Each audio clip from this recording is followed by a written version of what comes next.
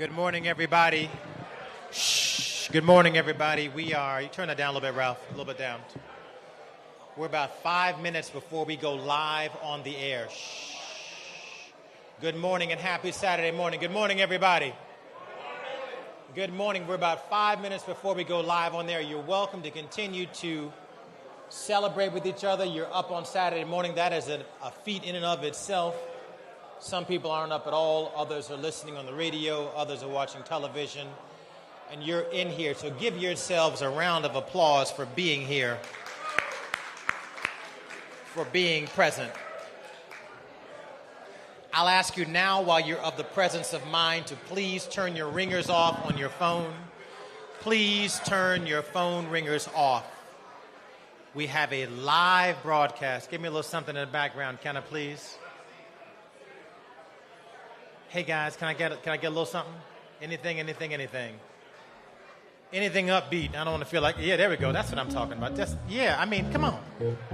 That's it. Yeah. And bend it around the edges. Just bend it around.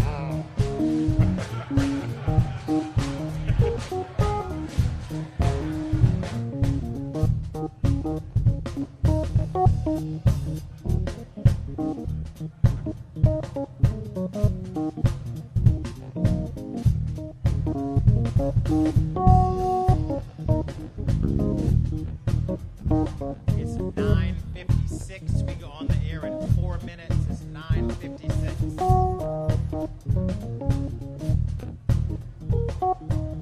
We are going to start with our introductory song of The Push Is On. Then we'll move into Lift Every Voice and Sing. You'll see the lyrics of Lift Every Voice and Sing on the screen, so you don't have to mouth it. You can really sing the song if you want to, because the lyrics are going to be here for you.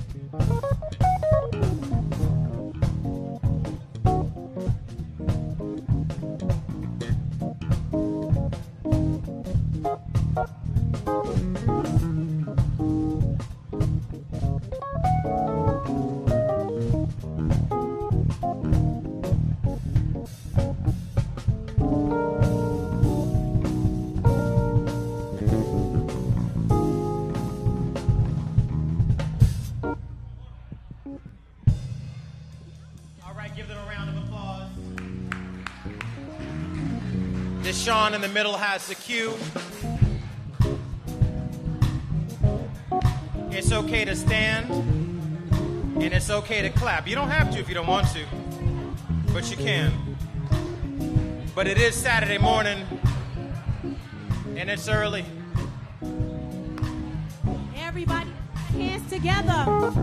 Put your hands together. Hey! If you know it, sing this with us. The push is on. There's work for us to do. The push is on. The job is up to you. We can make it a better place to live in right now. Can we count on you? Hey, the push is on. There's work for us to do. The push is on. The job is up to you.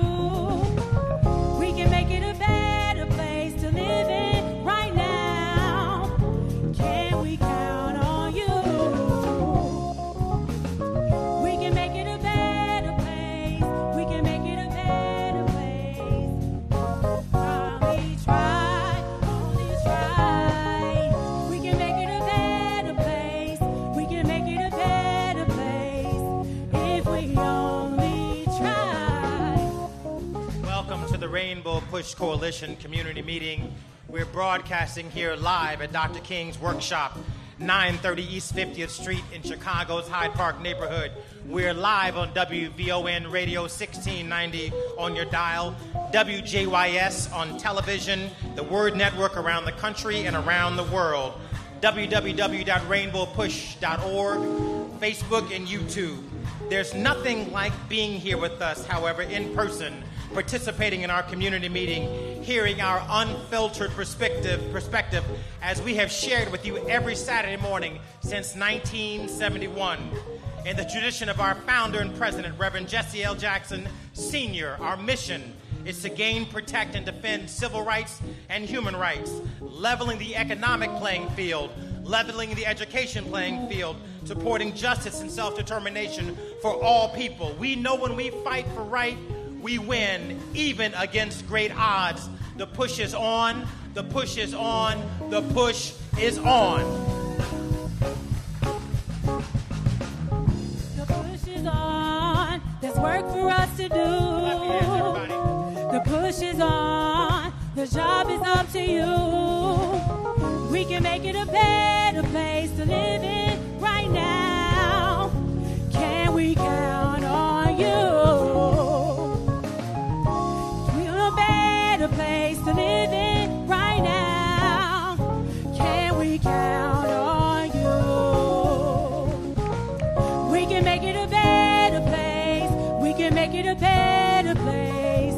Can we count on you? Let's give our music ministry a round of applause. We've got some new people today working with us. Let's give Shantae. Shanae is here. Give Shanae a round of applause.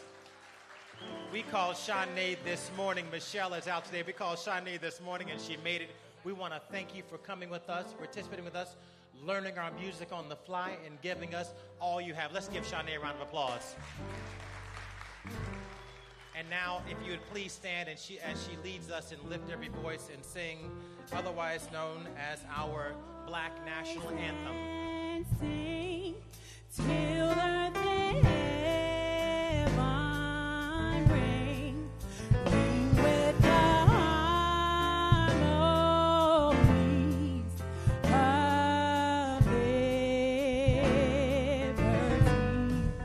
Let our rejoicing rise high as the listening skies. Let it resound loud as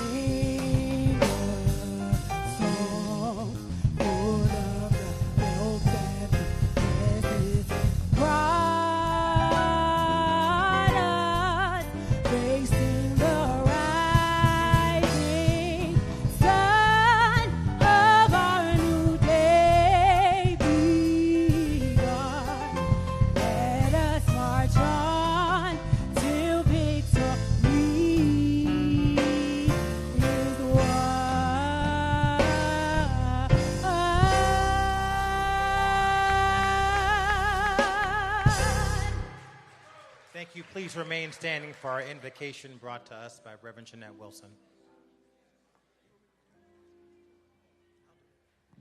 Shall we bow our heads, touch someone close to you if that's possible? Our Father and our God, we pause to say thank you. Thank you for how you brought us through so many situations, so many challenges and changes within this nation and even around the world. God, we thank you for how you brought us to this place, that we might hear a call for justice, that we might hear a cry for those who are oppressed, those who are vulnerable, those who are without food and housing. God, we just want to say thank you for what you've already done. If you never do another thing, we are grateful for what you've done.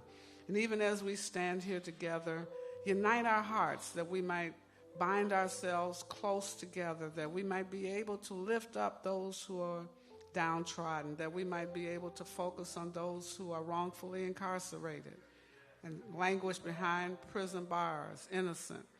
And so, God, we ask that you will give us a vision for a better future, that you would help us to fight for justice, to fight for the rights of all of us, that we might be able to think more positively about those who have come from foreign shores to find a better democracy. God, we thank you for hearing our prayer, and then ask that you will bless this organization as we continue to reach out, to touch, to give, to encourage, and to embrace those who are in need.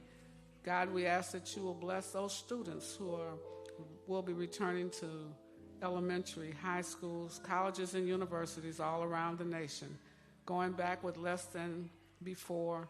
Give them the courage to be resistant to dropping out, falling beside. We ask these things in your precious Son, Jesus' name. Let every heart say, amen. Amen again. I'm going to say again, we have a live broadcast here. We're on WVON Radio 1690. Some of you right now are driving on the Dan Ryan on Lakeshore Drive. It is not too late to come here and join us in person. It's a nice radio program. I listen to it sometimes myself, but it's also wonderful to be here in person communing with us. Am I right about that? You can't get this energy on the radio. You can't get this energy on the television. So I want to give a special thank you to those who are here. At the same time, it is important that you turn off and turn down just a little lower, just a little lighter. Turn down your telephones and your ringers and things. We have a special day today, a lot of activity going on at Rainbow Push. I feel like I say that every week. We just got a lot to do. There's just a lot to do. But I want to start off by saying, in 1971, I believe, James Cleveland wrote our theme song, The Push Is On. He wrote it, I think, Reverend Wilson, before one of the expos, did he? Was it 1973? And it's a really simple song, but it really encapsulates how we feel. We really believe that we have the power in our hands and in this room to change our very conditions. Faith without works is dead. So we believe that if we pray and we have faith, if we work, there's two parts to that equation. We can change our conditions. When we choose not to vote, when Donald Trump wins 74 million votes, and this isn't about Donald Trump, and when Kamala Harris wins 71, 72 million votes, and this isn't about Kamala Harris, but 89 million unregistered voters eligible voters, 89 million eligible voters did not vote. The majority of those who are the victims of these cuts we have in this big, beautiful bill didn't vote. I've said this and I'll say it again. The rich people always look out for their interests. They're really great at that. Every legislative session, they want to ease bureaucratic paperwork. They want to reduce taxes for some program they're working on.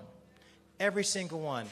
It is the poor and the middle class whose programs are always seem to be up for cuts and discussion and cuts by the budget. And so that's why even Thomas Jefferson, a landed, rich, white, slave-owning founder of the Republic, said, most notably, the price of liberty is eternal vigilance. And if this rich, white, landowner, landed, gentrified man will tell you the price of his own self's liberty is that he has to fight forever for it. That tells you something about those who don't quite have his station, what they have to do. So I encourage you to join this fight and not stop. I was reading a speech by Dr. King. He wrote in 1959 as he encouraged children, graduates from high school who are going to college. I'm speaking to some myself tonight. He said, along with the vocation you have, whether it's in law or in business or in banking or construction or whatever it is, in addition to your vocation, and Reverend Jesse Jackson put it this way, he said, in addition to your high school diploma, you should leave high school with a voter registration card. And Dr. King said, in addition to your vocation, you should take up as an avocation to become a civil rights warrior. Good morning. You should become a civil rights warrior. Why? Because it's incumbent upon you to learn your history, to learn our history, because our democracy will either expand to include you and more people, or it will contract. And so if you don't want your democracy to contract on you and your grandchildren, the price of your liberty, the price of the expansion of this democracy is your eternal vigilance. That's an important quote. I want you to say it with me. The price of liberty, the price of liberty is eternal vigilance. That's everybody in this room. 89 million people eligible but didn't vote can't complain about being cut by Medicaid or being cut by Medicare or having a hard time getting Pell Grants because you chose not to participate.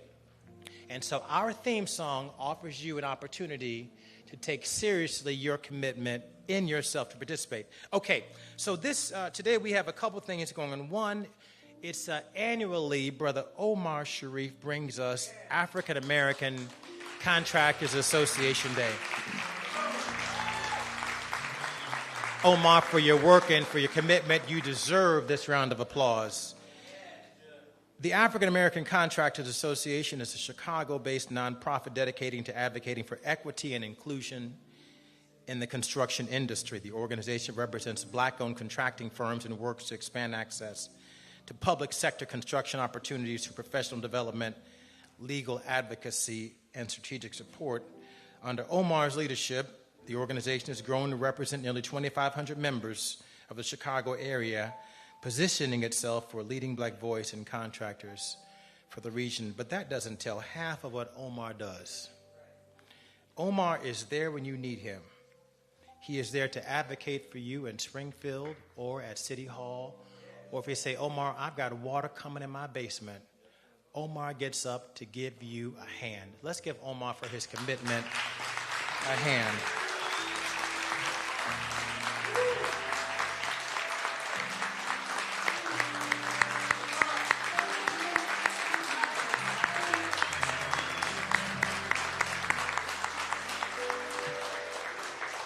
And so every year, the African American contractors come here. How many years have they been doing this? 21 years since your dad told me to start. 21 years ago, he took Reverend Jackson's edict seriously, and he's been going ever since.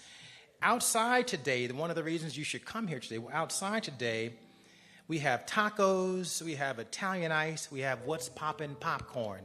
So on 50th and Drexel, we have a bit of a street fair going on. Inside, we have resources here from the Chicago Water Department, State Farm Insurance Agency, the CTA, the Illinois Tollway, the Metropolitan Water Reclamation District, Walsh Construction, Power Construction, Edward Jones, Experian Logistics, help me, the CHA, and our good brothers at Related Midwest. Have I missed anyone around the resource tables? Okay, you can say it now. It's okay. The Illinois Tollway Association. I still use that sticker that they gave me to replace my, whatever the thing was called, the transponder. So thank you. So the resources are good. So come, you can have resources right here. It changes your life. It's changed my life for a year or two. So thank you so much, for Omar, for you bringing resources here to Rainbow Push. How long will the resources be here today? All day up until 1 o'clock. The resources will be here until 1 o'clock, so you still have time to pull over and come join us at Rainbow Push. We also have a selection of really key, important speakers here to bring us their message. I will say I am so honored to be in front of you today because we have some people here who I have the utmost respect for. Y'all have seen him on the basketball court, and he's here today. Promoting his book. Brother Bill Cartright, a champion, a leader. Please stand up. Had you planned to speak, Bill? If you want to speak, the microphone is yours. Come on. Give Bill Cartright a round of applause. He put his body on the line for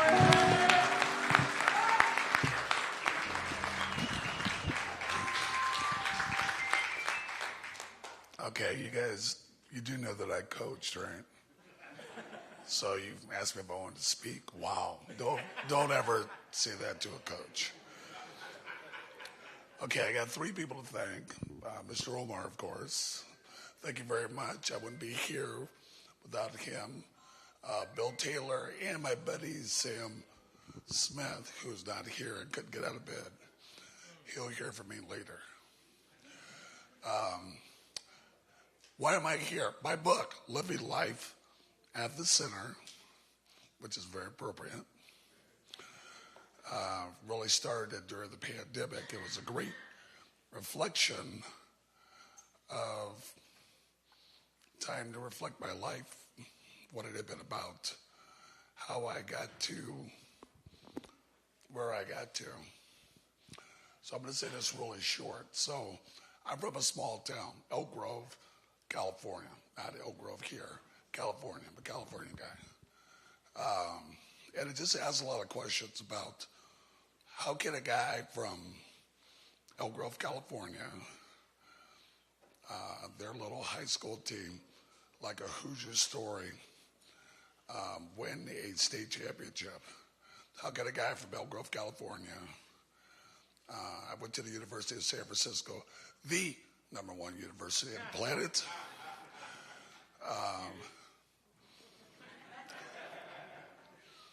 How can we be the #1 team in the country and be at a Final Four? How can a guy from Elk Grove, California, end up in New York City, the 3rd pick in the draft? How can a guy from Elk Grove, California, end up in Chicago and win 3 championships?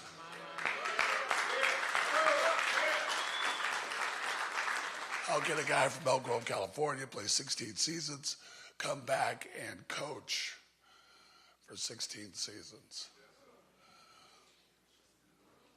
I ended up going full circle back to my university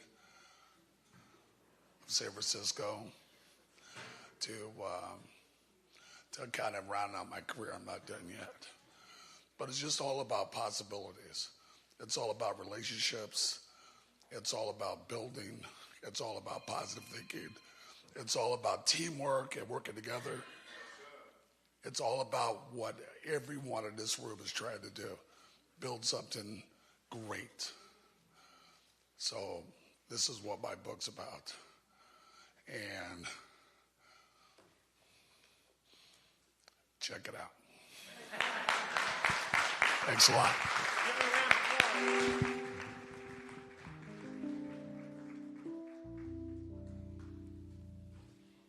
Thank you so much, Bill. Are you planning to sign some of those books today? They're signed. We're going to buy 25 of those books just to get them started. We're looking forward to supporting you in this chapter of your life.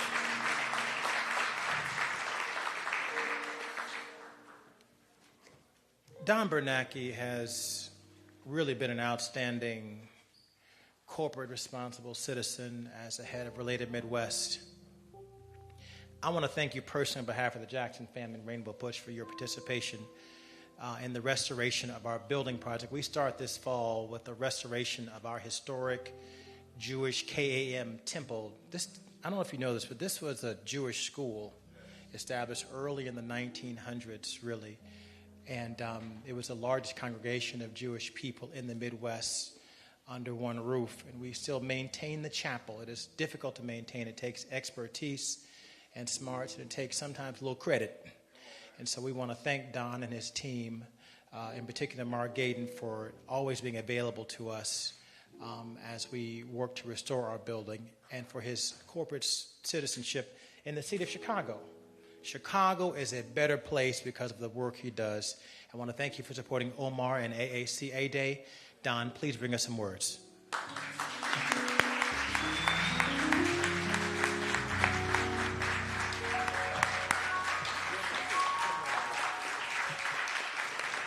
Thank you. Thank you very much. Thanks for the kind words. I really appreciate that. Coach, I really appreciate your words. Simple, direct, and call it out. It's about team. And it's about building those partnerships and those collaborations and picking each other up when we need to be picked up and celebrating the wins and suffering through the losses together. So thank you very, very much for that. And I will be reading a book.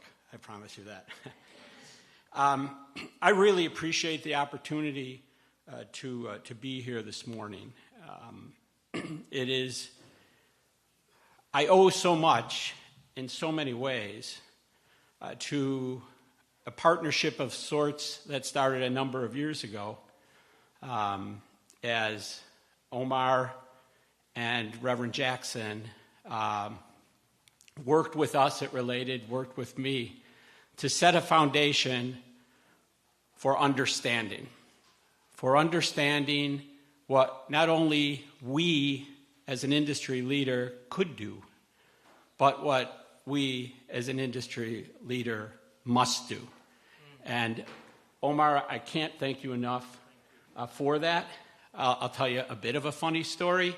As we were sitting up here ready for this to begin, Omar was whispering in my ear from behind me, you need to do more. There's more to get people hired.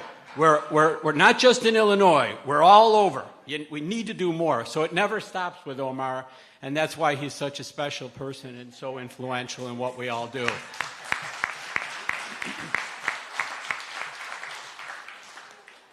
And I would be remiss if I didn't, for 1 second, talk about the impact that Reverend Jackson has had on me personally and on us in the work that we do. It was Reverend Jackson who made this bigger, made it broader, made it more important to who we are together, who we are as a team. And I think that never is far from my mind, or more importantly, from my heart, as we try to expand the opportunities that are available for all people, but especially those who have maybe not had the opportunities that we should be providing. It is about that clear path to the opportunities, that clear path that breaks down the barriers that for too long have stood in the way of the things that together we can do better than apart.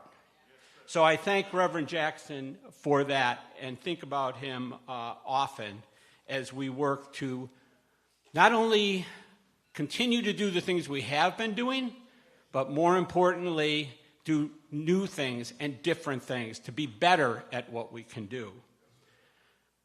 I think like all of you that are here today, we're focused on real, actionable programs that move the needle. I was saying to someone as we were walking in this morning, we were talking, he referenced moving the needle. And I thought it was interesting because he also said the needle seems to be stuck right now. And I think that's true. And as I pointed out to him, a needle that doesn't move is a needle that gets rusty. And when it gets rusty, it very seldom moves again. We cannot allow that to happen. If the needle isn't moving, we need to start to push the needle. So how do we do that? Well, we do it by the collaboration that is so necessary between what we do and community organizations like AACA, other organizations, individuals who, a few of whom are in the room today, that continue to push and drive us to do more. But those collaborative efforts are at the very core of the foundation that drives us.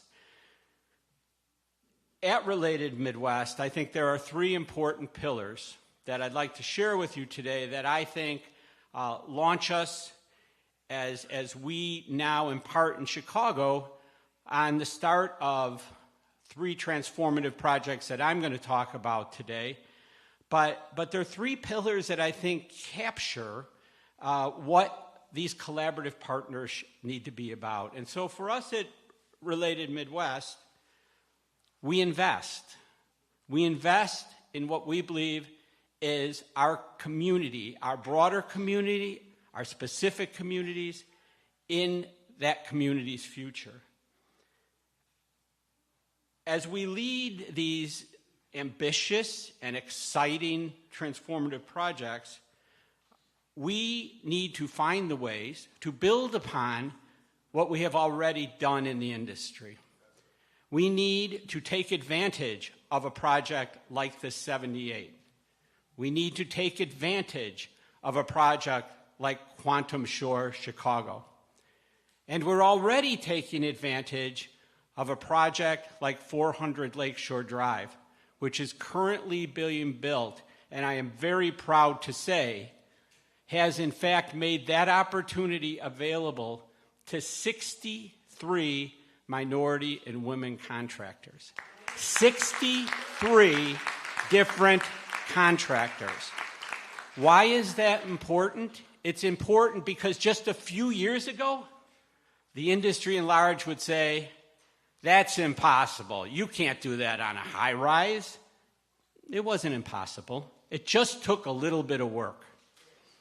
What's also important about that is those 63 contractors are getting an opportunity but an experience, one that we hope will allow them to scale up and someday in the future, be playing a major role in being a prime contractor, a prime subcontractor on building a high rise. I'm not saying that's today, but that's what we have to move forward to and look forward to. So we invest.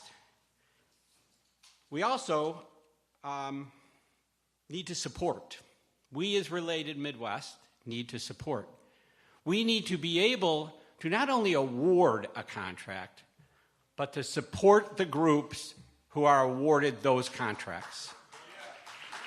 We need to provide the assistance, the technical know-how, the things we need to do to promote growth, promote scaling up, but at the same time, not weighing them down so that they fail. We need to build for sustainable growth. And we have been committed to do that, and we are going to be committed to do that on both the 78 and Quantum Shore. And finally, we need to solve. We need to solve for the dismantlement of the barriers. It is silly that some of these barriers still exist, and we could go through a laundry list of what they are, but we need to work together to get there. I think this is important, and I want everyone to realize this and hear it. We don't claim to have all the answers, but we do stand firmly committed to being a part of the solution. Through every one of our projects, we actively work toward meaningful change, employing our efforts to foster growth, build capacity, and tackle industry challenges head on. That's what I can pledge to you today. We need together to solve for those answers. And as I said earlier in my comments, we have solved for a lot of those because of relationships and the work of AACA and Omar, Reverend Jackson, other organizations throughout the city that truly help us as developers understand when we're missing the points. Sometimes we miss the points. I'll be the first one to admit that. But just like a team, sometimes we're not at our best game, and sometimes we really are at our best game. And when you're really at your best game, you win championships. You win championships, and I think that's the vision that we have. that together we can win those games. And I know that as I complete my words, folks are going to say, well, how can we get involved? How can we spread that news? I'm going to say that one of those ways is to reach out to us. And if anyone in this room or others are interested in getting involved in the projects I've noted, but more importantly, the other projects that we have at Related Midwest, including some that are outside of Chicago, Omar, you can reach out to us or send an email to info@relatedmidwest.com. Again, that's info@relatedmidwest.com. I will tell you, you will get a response, and we will talk to you. So finally, as we do look ahead, I'm reminded that the true foundation of our great city isn't really the steel or the concrete it's built upon. It's the people who live here. With every project that we create together, we're building pathways to allow Chicagoans to thrive. Let's all continue to set bold expectations, embrace innovation, and make sure that Chicago grows. And as it grows, our communities rise with it. So thank you very much for the opportunity.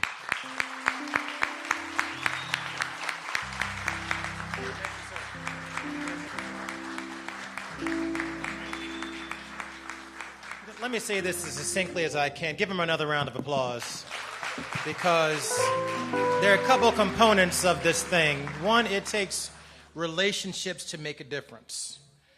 And one of the reasons why our segregated housing and our segregated school system makes it so difficult to lift the boats in the middle and the boats at the bottom is that you do business with people you know and who you like.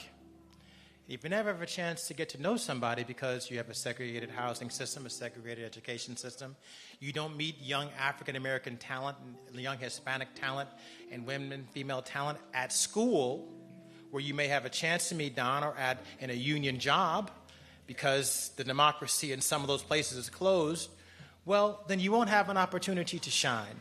And so, one, you need the relationships to be able to shine. And then you need some magnanimous people, some people who are willing to do the work it takes to actually grow democracy across our racial and economic battlefronts.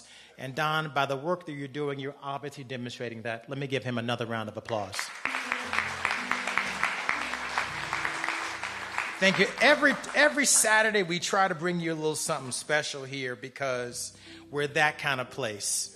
And I will tell you, we have someone here that you probably have not noticed. When we talked about when in the height of every day it seemed like the president was offering another executive order, or he was reducing some part of a bill that was already there to fund a program that was important in our communities. We talked about what should we do as he challenged birthright citizenship. We asked, what should we do as he began to dismantle the civil rights departments across the departments of education and justice. A lot of us sat on the sideline and said, should we picket every day? Should we boycott Target? What should we do? There was one organization where the reflex was not to hide and stop and duck, but it was to act. And that is none other than the NAA, what I will still call the NAACP Legal Defense Fund, which they're calling now Legal Defense Fund, LDF. LDF, I think at one point in this last 6 months, had 75 active cases. I believe at least 75 active cases to protect and expand our democracy in front of the frontal assault that the administration had been placing on our workers, our people, and our systems, our USAID. Today we have the president and, Janelle, I'll never get that title right. The Director Counsel. It sounds so... President and Director Counsel. I want to say Director General, Director Secretary. President and Director Counsel. She leads the Legal Defense Fund. And she and her team of lawyers have been protecting and defending our rights in this period, from a legacy that began with and included Thurgood Marshall, and Brown versus the Board of Education. Her organization and the lineage in which she steps has been defending our rights for a long, long, long, long time. And she continues in that lineage. And I will tell you, she has nothing to do but do her best with the baton time she has to carry for her leg of the race. And she is doing nothing short of making us proud, proud, proud, proud, proud. So at the top of this week, the National Association of Black Lawyers are in town. I believe she's in town supporting that effort. All of the black lawyers are in town who are members of that organization. I will say this, we still have gaps to fill. Right now, I think African Americans represent just 7% of the lawyers in the country. We represent about 6% of the nurses in the country. We represent about 3% of the nurse practitioners in the country. We're about 1.5% of the Fortune 500 CEOs in the country. We have a lot of gaps to cover. We talk about the progress we've made, but there's a lot more progress to make. Just before I introduce to you our speaker today, Ms. Janae Nelson, I want to give homage and recognition to our founder and president who has just come in the building. Most people are sitting at home. He finds time and energy to get up and get dressed every morning.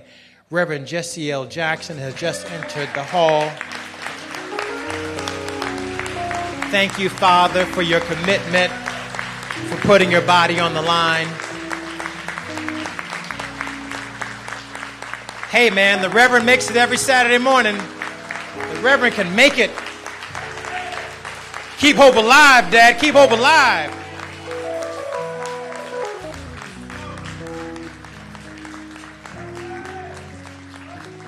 But we're honored to have Janae Nelson here to share with us her perspective on what's happening right now and how we might defend ourselves, and also what the organization is doing in light of everything we're seeing on Capitol Hill and Congress, and with respect to the legal landscape that we have right now in the country. Please give a warm rainbow push round of applause to Sister Janae Nelson.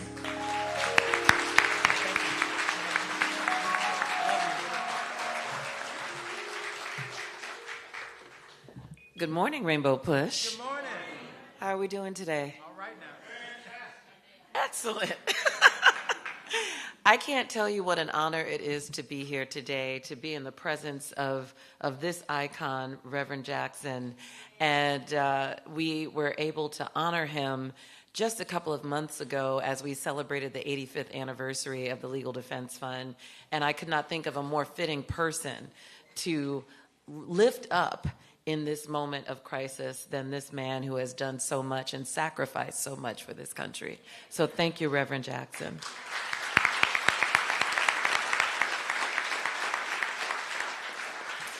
And Yusuf, thank you for this invitation. Thank you for the honor of being here. As he said, I am the 8th president and director counsel of the Legal Defense Fund. We were founded 85 years ago by Thurgood Marshall. And we are the first and foremost law organization fighting for racial justice in this country. Say it again now. First and foremost. So I want to bring some remarks to you today, as I was asked to do, because our work, your work, our collective work is as urgent as ever before. So it is often said that America is an idea. And that is true in part. It is a concept. It's a complicated and contradictory concept. But America is also a story. It's a story that is still being written. And right now, we are at a key inflection point in that narrative. We are in a vicious tug of war in who gets the pen to write the next chapter. Amen. And for most of the past 400 years, the story that has been told about America and what it means to be an American did not include black people or brown people or indigenous people as the lead characters of that story, even though we have been central to that origin story. It excluded Asian people and women and LGBTQ plus people and people with disabilities. The rainbow that has always existed in this country has been eclipsed by a blinding myth of white superiority. But 85 years ago, the intrepid minds at LDF had an idea to rewrite this nation's story in a way that lives up to the ideals and principles in our founding documents, to use the power of law to secure liberty and freedom and justice that is our birthright. So for more than 8 decades in courthouses and state houses and Congress and city halls, in tandem with the communities we serve and in coalition with fellow justice champions like Rainbow Push, LDF has worked to do just that. And because of our collective progress and our successes, while woefully incomplete, as many of my co-panelists have said, there are people in this country for whom the shame and ignominy of America's legal apartheid system is a foreign concept. And that is both a blessing and a curse. It's the embodiment of our ancestors' wildest dreams to have a generation that doesn't live under the yoke of state-sponsored segregation, of rampant lynchings, of the codification of deferred dreams. But it also bred a false sense of security in the invisible structural oppression that replaced some of those more obvious systems. And that has made it all the more challenging to mobilize Americans against the rise of authoritarianism in the past 6+ months. But today we are going to make it plain. The Trump administration has unleashed the most vicious assault on human and civil rights in nearly a century. Every day since January 20th, norms have been trampled and essential rights have been reversed. Donald Trump's regime has ordered the arrest of peaceful protesters, unleashed the U.S. military on domestic soil against Americans, deported lawful residents, and violated the human rights of migrants. They have overturned reproductive rights and gutted protections for our most vulnerable communities, threatening lives and putting them at risk. And voting rights, of course, are being undermined at every turn. As I speak, there are efforts underway in Texas to re-gerrymander the lines for Congress to disenfranchise Black and Latino voters. There are efforts underway to strip people in North Carolina from the polls so that they don't have access to the franchise.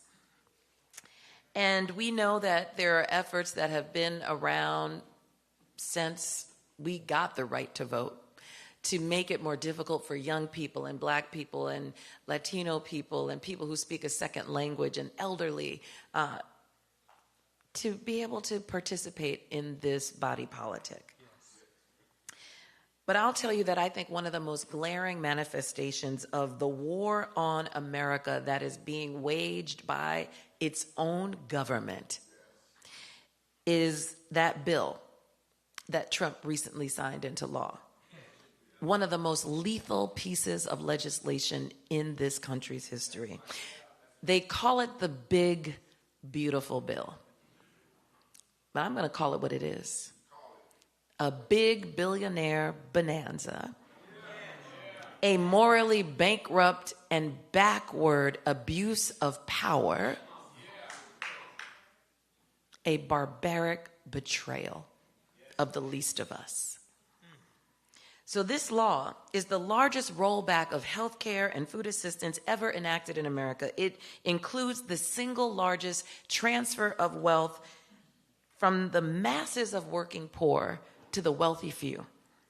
It strips health care from 17 million Americans. It rips food assistance from 3 million families, eliminates school meals for 18 million children. It guts Pell Grants, which offer a lifeline to 60% of Black college students. And over 1 million students will no longer have financial access to the dream of higher education. And at the same time, the extremist majority in Congress handed out nearly $1 trillion in tax breaks to billionaires and corporations. And this devastation that will be felt, because it will, is not abstract. It's not somewhere else. It's right here, even here in Chicago, in a city where 1 in 5 households struggle with food insecurity. This law will cut nearly 400,000 people off of SNAP. Nearly 1 million Chicagoans, half of whom are children, could lose access to health care because of the Medicaid cuts. And nearly 500,000 Illinois college students could see their aid either completely eliminated or deeply reduced. This is not mere bad policy. This is a moral calamity. And it quite literally will result in tens of thousands of preventable deaths by 1,000 cuts. But Rainbow Push, this doesn't need to be the end of that story. Our destiny will be shaped by the actions that we take or fail to take in response to this crisis. This is not a time for complacency. Like the sign says back there, it is a time for revolution. It is a time for revolution. And I don't mean revolution as a war of arms. I mean a revolution of values. A radical reimagining of our American identity beyond racial hierarchy and a culture where the construct of whiteness dominates and subjugates. We must be relentless in our pursuit of multiracial democracy that my brother Yusuf talked about. A multiracial democracy where power is shared, where dignity is sacred, and where thriving is the standard for everyone. That is what LDF is fighting for. And we have been winning. We've brought more cases in the past 6 months than we did in all 4 years of the first Trump administration. And we have beat back an executive order that tried to make voting more onerous. We stopped the enforcement of a mendacious missive by the Department of Education to ask school administrators to abandon the beneficial principles of diversity, equity, inclusion, and accessibility.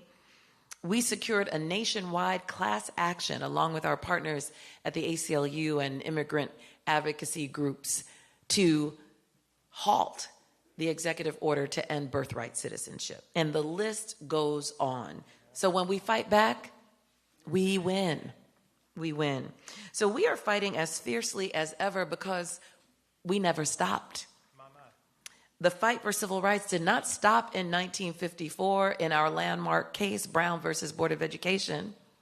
It did not stop in 1965 when Reverend Jackson was marching for Selma with John Lewis, Diane Nash, and so many other foot soldiers that led to the passage of the Voting Rights Act.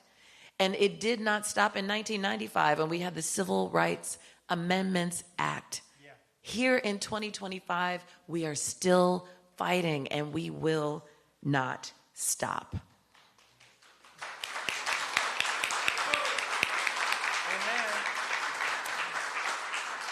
Because we know Rainbow Push, in the words of Ella Baker, immortalized by Sweet Honey in the Rock, we who believe in freedom shall not rest, shall not rest until it comes. Until it comes. But we cannot do this alone. All of us have a role to play, and I know that I am preaching to the choir here at Rainbow Push, but I'm going to say it anyway for the people in the back, the people beyond the doors. Progress is not linear, and it is not inevitable. The moral arc bends toward justice, yes, but not on its own. It has to be pulled. It has to be tugged forcefully and consistently. So to paraphrase Reverend Jackson, our ultimate goal is to abandon the battleground and trade that for common ground, for moral higher ground. And that's what I believe is on the other side of this test when we turn the page. But in order to do that, in order to turn that page, we have to fight back. We have to grasp every bit of power within our reach. And in this moment of grave threat, we must fully engage and be unrelenting in our insistence on accountability. We must demand that the people we elected to power with our votes reject any and all policies like that bill that continue our subjugation. And we must demand that they put forth ambitious, empowering policies like the John R. Lewis Voting Rights Advancement Act that will be introduced in the Senate next week. Those of us on the front lines must work in community and in coalition to make space at the table for those with whom we may not agree on every principle and strategy, but whose moral compass is pointed toward justice just like ours. And those sitting on the sidelines in apathy and anger must recognize that this country will only be transformed when the defense of human rights is not optional for anyone. We must vote in every single election. And we must make sure everyone in our faith community, in our family, in our neighborhoods have the information, the resources, the transportation, the child care, and every other resource that they need to vote. And one resource that you can use is voting.naacpldf.org. We have resources there for everyone to use. And we must show up. Show up at school board meetings, at town hall sessions, at city council hearings. We need to testify and speak out and make our voices heard. And we must exercise our First Amendment right to lawfully assemble, to protest, and to use our freedom of speech. When our rights are being ripped away, it's our duty to use the ones that we still have to defend ourselves and our communities and our futures. So at times when hope has seemed lost in the past, Reverend Jackson told us to keep hope alive. To keep hope alive. So even in these darkest of days, organizations like LDF and Rainbow Push have flipped the script and wrote an alternative ending to this American story that was rooted in hope and justice, and we can do it again. And all of America benefited from that. The story of triumph over evil that we who have been handed the pen, because as you said, my brother, we are taking this pen. We have a chance to write that story together, and that will be one of the greatest stories ever told. How we vanquished evil. But that story, again, will not write itself. We can do it only if we are determined, if we do it with unrelenting, unflinching courage, and if we stand together as a team. Thank you.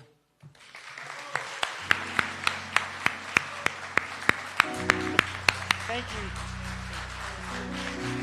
Let's give it up. Give it up. Give it up for her. She's on the forefront of protecting our rights, defending our freedoms, expanding our democracy. Right there, don't take her presence here for granted. Give me something a little upbeat. Play the pushes on for me, can you? Don't take her presence here for granted. It's important, and when she wins her cases, we win. In 1954, when we won Brown versus Board of Education, it ushered in a new America for the entire country and for the entire world, because we couldn't have the Olympics in Atlanta. We couldn't have the greatest society since the beginning of 1965 without first winning that case. So by them bringing down the walls of Jim Crow in the South and equalizing things to the best they could, it gave us an opportunity for America to be great, to reach greatness, to achieve a great society. And that means that the middle class expanded the greatest ever in that period, in the last 70 years. And that is what is at stake now. So when she wins cases, when her lawyers win cases, it expands democracy for everybody. Just a little bit softer, though. It expands democracy for everybody. Now, we can't do this for free. Reverend Jackson says you can't complain about being enslaved and try to ride to freedom on Pharaoh's chariot. And so not only must we participate together and not be lazy and be outworked, we also can't be outgiven. I'm going to ask if you're willing today, and I'm going to do this first. I'm going to give the first $1,000 to Rainbow Push. Let me tell you this. I volunteer. I don't get paid, and that's okay because I love this work. It's a tradition for us, and as long as I'm able to give, I will. If you'll match me giving $1,000 to Rainbow Push Coalition, please raise your hand. If you'll match me by giving $1,000. We got one. Thank you, Bradley. Thank you so, so much. If you'll match me with $1,000, please raise your hand. I'm going to do this quickly. If you'll match for our $1,000, if you give $500 to Rainbow Push Coalition today, please raise your hand. If you'll give $500, I see a couple. 1, 2. Do we have any more? 500. Was your hand up, Derek Anderson? If you'll give $100 or more to Rainbow Push Coalition, please raise your hand right now. Ushers, please come around. Be aggressive. We have people who are willing to give $100 for our movement. Our dollars go directly to programming, directly to a small staff of full-time employees and a number of volunteers. There aren't many executives that take any staff salary here at all. If you'll give $50 or more, please raise your hand. If you'll give $50 or more, please raise your hand. Come on, come on, come on. Get around, everybody. Bobby, help. We don't have a lot of time. We have a couple special guests here today. If you'll give something today, if you won't leave here without giving us something today for our collection to support our organization and our programming, please raise your hands. If you'll give anything at all. When my father was up here, he'd go down to what he called food stamp applications. If you just put his name next to yours on the food stamp application, he would accept it and take it. I'm not going to do that because I went to graduate school, I think. I'm not going to do that. We have here our friend and brother who is now Mayor, Brother Rory Hoskins. We also have, I want you to stand up. We have our alderman from the 4th Ward, Brother Lamont Robinson. Stand up. Give him a round of applause. Rory is going to speak now for a few minutes, followed by Lamont.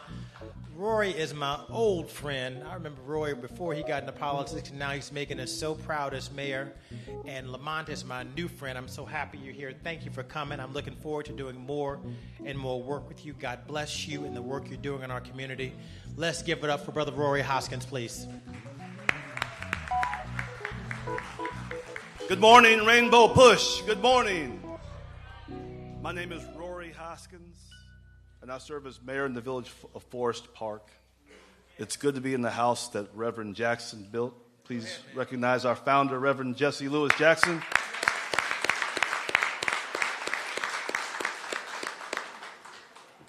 I am proud to have served as mayor in the village of Forest Park since 2019. But before I was a mayor in the village of Forest Park, I was an intern here in the Rainbow Push Coalition in the late 1990s. And I truly believe that I would not be mayor today if not for the inspiration and the training that I received in this organization. So I'm pleased to be here on African American Contractors Day. Thank you, Omar, for the invitation. Forest Park is in the west suburbs, Harlem and Madison. I like to say it's the most valuable real estate in Cook County. It's That's because it's 20 minutes from O'Hare, it's 20 minutes from Midway. 2 train lines end in Forest Park. So to the contractors, do not ignore the west suburbs. There's Forest Park. We also have Black mayors in Broadview, Maywood, Bellwood. We're part of Proviso Township.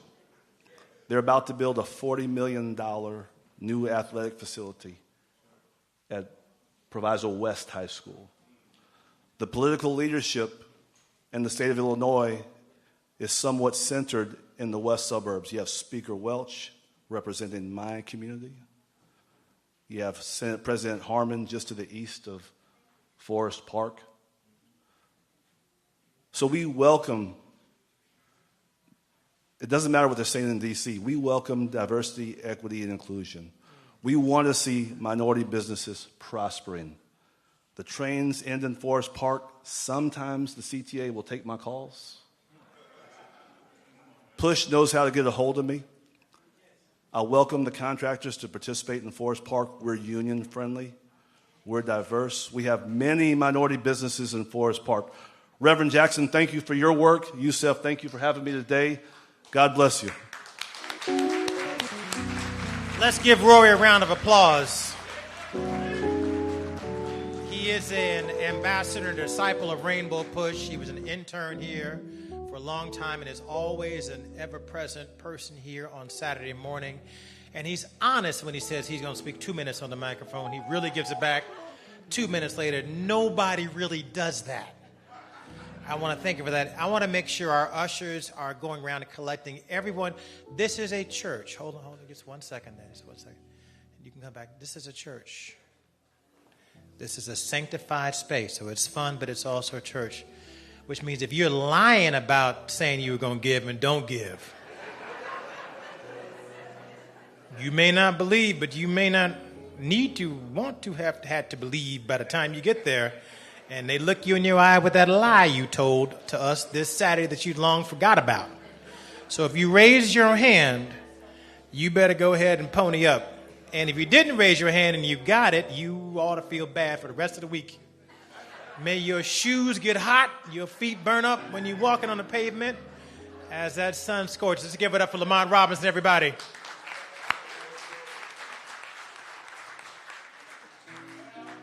Good morning, saints.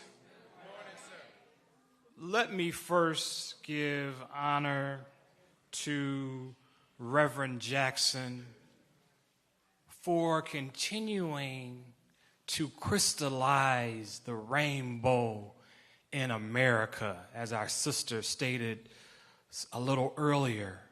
The revolution continues, brothers and sisters. We have so much to be blessed for, but there is someone that is trying to turn the clock back in time. And I want to thank Brother Yusef Jackson for pushing this great organization forward, and as he mentioned, by volunteering. You all know that this young, handsome brother has a great resume and could be doing all kind of things across the country. But he is here because he understands that we have to continue the revolution. Brother Omar, thank you for continuing the revolution with the African American contractors. Because if we put our brothers and sisters to work, they ain't got a gang bang. They can take care of their families if we put folks to work. Don, we got to clone you not only in the city of Chicago. Brother Yusef, I know this is syndicated, but Don, we got to be able to clone you across the country. Because again, sisters and brothers, when we put folks to work and when we give folks opportunities like Reverend Jackson has done to create businesses, we can transform our communities. And so I stand with you as a member of the largest black council in the country, that there is nothing that gets done without the Black Caucus in the city of Chicago. And we are working diligently to make sure that every big, small, medium contract makes sure that someone that looks like folks in this room, that's specifically African American, gets an opportunity. And so I am grateful for this opportunity. I want to thank you all for continuing to keep the revolution alive. God bless.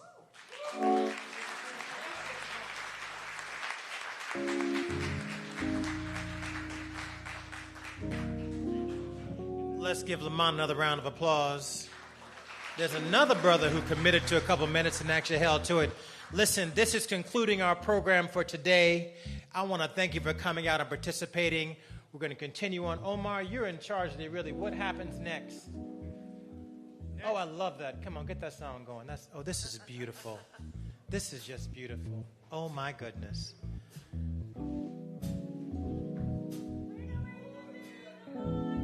Come on, Ralph, get on cue, man. Ralph is our sound man. Give Ralph a round of applause. Something without warning, love. You will. Bears heavy on my mind when I look at you, and the world is all right with me. Just one look at you, and I know it's gonna be a lovely day, lovely day, lovely day, lovely day, lovely day, lovely day, lovely day, lovely day, lovely day, lovely day, lovely day, lovely day, lovely day, lovely day, lovely day, lovely day. When the day that lies ahead of me seems impossible to face, when someone else instead of me always seems to know the way, then I look at you, and the world is all right with me. Just one look at you, and I know it's gonna be a lovely day.